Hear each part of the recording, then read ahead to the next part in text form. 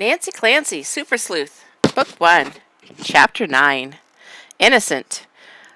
Nancy's mom was wrong about the janitor finding Mr. Dudley's blue marble. Still misty, Mr. D said when Nancy asked the next morning. The missing marble was all anybody could talk about.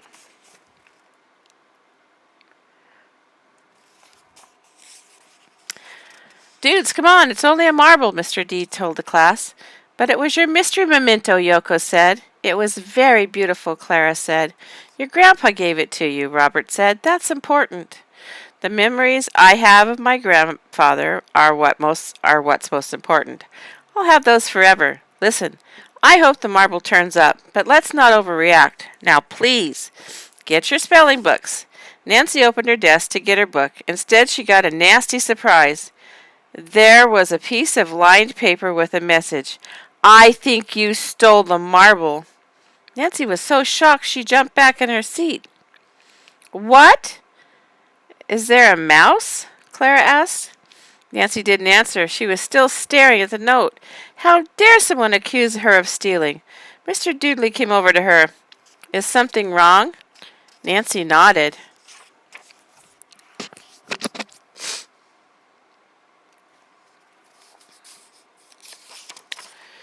Mr. Dudley took her outside into the hall.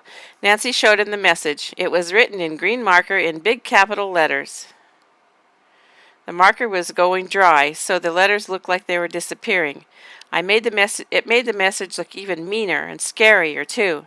Mr. Dude's lips were pressed together tightly.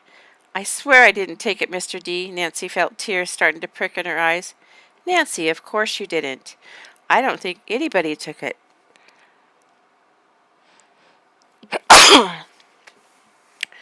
But I'd never, ever think that of you. You're a girl with a lot of integrity. Merci, Mr. D.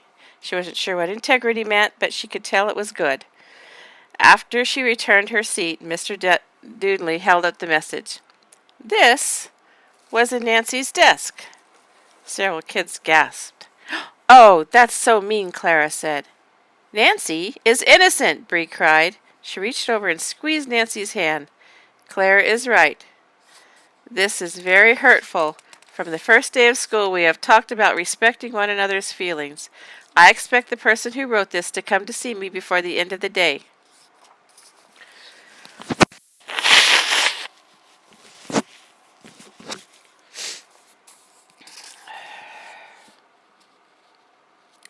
Then Mr. Dudley put the note in his desk. He told the class to put away their spelling books. Instead, he got one of the books from the reading nook. It's called Thick and Thin, and it's about friends trusting one another. The story was about a boy who got into trouble after finding a $20 bill in a parking lot.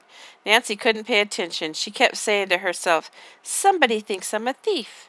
At one point, Mr. Dudley looked up from the book and said, Grace, please stop doodling and listen. I am. I can do both at once, Grace answered. Mr. Dudley went over to Grace's desk. He crumpled up the piece of paper and tossed it in the wastebasket. Then he picked up the book again. Throughout the morning, Nancy kept thinking about the message. By the time it was recess, she was way more than mad. She was furious. She felt outraged. Come on, Bree said. If we run, we can claim the top of the jungle gym before the fourth graders get in. Get it? Go ahead. I'll come in a second. The classroom cleared out fast. Mr. Dudley was at Clara's desk going over her math problems. Clara often needed extra help. On the way out, something made Nancy fish the crumpled piece of paper from the wastebasket. It was just a hunch. Grace's doodles were in green marker.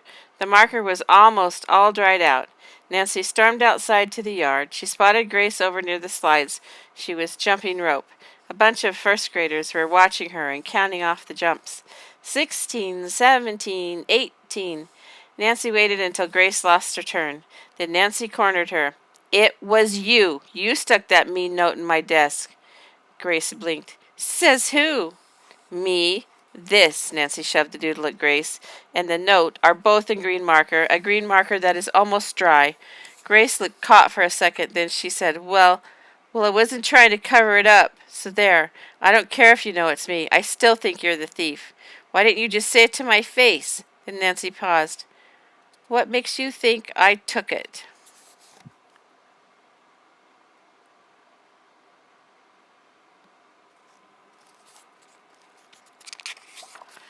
You kept saying how beautiful the marble was, and that story you wrote about the sapphire ring that got stolen. Even to Nancy it kind of made sense that Grace figured she was a thief. You wanted Mr. D's marble, so you took it. I did not, Grace. Who knows? Maybe you did, and you're just trying to throw the blame on me. Grace's mouth dropped open. Ha! Got you, Nancy said to herself, yet she didn't like how hard and mean she sounded. That's crazy, Grace said. Her hands were on her hips. Some damn baby marble, why would I want it? Then all of a sudden Grace got a funny look on her face. Are you going to blab to Mr. Dudney about me putting the note in your desk? I'm not a tattletale, but you better tell him. Grace shrugged. Okay. Then she went back to wait for another turn on the jump rope. Grace was an expert at jumping rope. She could do a perfect split. She was a great speller, and she never lost a blinking contest. Still, Nancy wouldn't ever want to trade places with Grace. Nancy, over here! Bree, Tanner, and Clara called from the top of the jungle gym. Nancy ran off to join her friends. Chapter 10. Suspicious. Okay, let's get down to business, Bree said that afternoon. We need to drop a list of suspects. They were in Bree's room. Nancy was staying at Bree's until her mom and JoJo came home. Who stole the blue marble? Bree wrote at the top of the page in her notepad. Bree had gorgeous handwriting. Her capital B's were especially lovely. Lionel, Bree wrote. She looked up at Nancy. I put him down because he likes to play tricks. Maybe he took the marble as a prank. Nancy shook her head. Lionel wouldn't go that far. Lionel's a goofball, but I don't think he took the marble. Yes, you're right. Bree crossed out Lionel's name. Nancy bit her lip and thought on TV.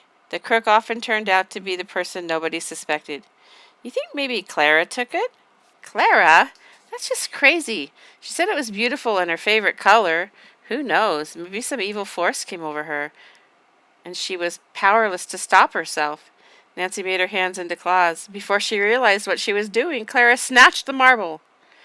That's just crazy, Bee reported. Clara never even takes a Kleenex from the box on Mr. D's desk without asking. What about Grace? Nancy and Bree said at the same time. Then they both shouted, Jinx! The rule with a jinx was you couldn't talk until somebody said your name, and Bree was usually very strict about jinxes, but she agreed to forget about it, just this once. Solving the case was more important. Bree, if I tell you something, will you keep it in the vault? The vault was like a bank safe. Bree shut her lips, then she pretended to turn a key and lock her mouth. Grace wrote that mean message about me being a thief. Bree gasped. Grace is horrible. She's the worst person in our class. I bet she is a thief. Criminals always try to throw the blame on somebody else. That's why she wrote the message. Nancy nodded. I said that to her, and Grace was the one who first noticed the marble was missing. Well, Bree threw out her arms as if it settled everything. On TV shows, the person who reports a crime is always a prime suspect. Plus, Grace cheats.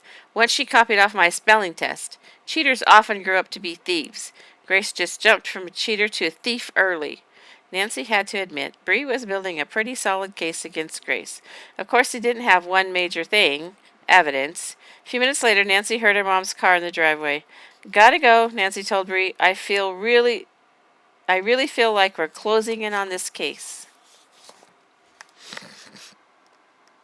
Chapter 11. Confession. Nancy burst into her house. She found her mother upstairs. She was holding a thermometer. Mom, you won't believe what Grace did. Then Nancy told her story. You're right. I can't believe it. She kept Nancy's face in her hand and kissed her forehead. Then Nancy's mom asked, Does your teacher know about this? Maybe I should speak to Grace's parents. No, don't. Grace confessed to me, to Mr. Dudney. He's taking care of it. He told me before I left school. You don't need to call anybody. Promise. Okay, I promise. At first I felt awful, but all day long kids in my class kept coming up to me. They all said how they knew I'd never steal anything. Nancy paused. I never realized I had so much integrity. Her mom wrapped Nancy in a hug and planted another kiss on her forehead. You sure do, kiddo. Nancy followed her down the hall to JoJo's room. JoJo was in bed. Your teacher said you were fine all day. Mom bent down and stroked Jojo's cheek. Then she turned to Nancy. As soon as we got home, Jojo started complaining again about her tummy hurting. She popped the thermometer under Jojo's tongue. Maybe I should call Dr. Cornelia. Jojo yanked the thermometer. No! A moment later, Nancy's mom read the thermometer. No fever. Maybe a little ginger ale will make you feel better? Maybe. Jojo pulled the covers up to her chin. Nancy's mom went downstairs. Because Nancy felt sorry for her sister, she said, "Want to look through your treasure chest together?" It was one of Jojo's favorite things to do. Nancy started to pull out the plastic chest from under Jojo's bed. "No! Go away!" Fine. Nancy headed back to her own room. I was trying to be nice. The phone started ringing. "Nan, would you get it?" It was Rhonda. She didn't bother saying hello. She started talking really fast. "Nancy, I got your special Nancy Drew book dirty. The one Miss Devine gave you, and the page got torn. I didn't mean to. My hands were dirty. Please don't be mad. That's why I came over the other day. I was going to tell you, but I chickened out." "It's okay, Rhonda," Nancy broke in. "I forgive you." "You do? Oh, wow. Phew. I was so worried you'd be mad. I felt horrible about it. My mom thought I was getting sick because I was acting so weird." Nancy understood guilt could do horrible things to a person. "And all I can say is I'm really, really, really sorry, Nancy." Apology accepted. Nancy hung up the phone and went back to her room. She could hear her mom in Jojo's room. "Something bothering you?" Mom was saying. "Is there anything you want to tell me? I won't be mad." Suddenly, Nancy had a funny feeling in her tummy. She was thinking about Rhonda, what Rhonda had just said on the phone, how Rhonda's mom thought she was sick when really Rhonda was just feeling guilty about Nancy's book. Nancy bolted outside to headquarters. She sat down and leafed through the Breeze photos from Family Day again. She stopped at one of Jojo holding hands with Yoko's baby sister. Jojo was pointing at the marble. The next photo was of Freddie. He was by the display table too. Jojo and Hariko were off to one side. Nancy looked closer. Jojo was reaching for something on the table. Nancy felt prickles on the back of her neck. Of course, the photo didn't prove anything. It wasn't evidence. Nancy put the pictures down and pondered. She thought about what Grace had said the other day. Why should I steal some dumb baby marble? Most of all, Nancy thought about the way Jojo acted a minute ago when Nancy suggested looking through her treasure chest.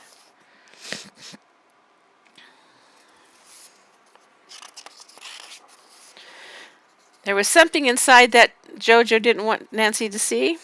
It was like a bunch of arrows with blinking lights, were all pointing straight at her sister. Taking Nancy's stuff was one thing, but taking someone else's stuff, that wasn't borrowing, that was stealing. Nancy marched back into her sister's room. Their mother was gone. Nancy expected to find Jojo in bed. Instead, she was on the floor, tying up one of her dolls. "She was being bad, so I'm punishing her," Jojo said. Nancy knelt down and fished around under Jojo's bed, and she felt the treasure chest. "Hey, what are you doing?" Nancy didn't reply. She sat back on her heels. Her heart started thumping as she raised the lid. There it was, the blue marble. Nancy grabbed it and charged downstairs with Jojo running after her, howling at the top of her lungs. "Stop!" Her father had just come through the front door. Her mom was waiting to kiss him hello. "What's wrong?" they both said. Jojo kept screaming and trying to grab the marble from Nancy. Nancy cleared her throat. "I'm very sorry to inform you that Jojo stole Mr. Dudney's blue marble."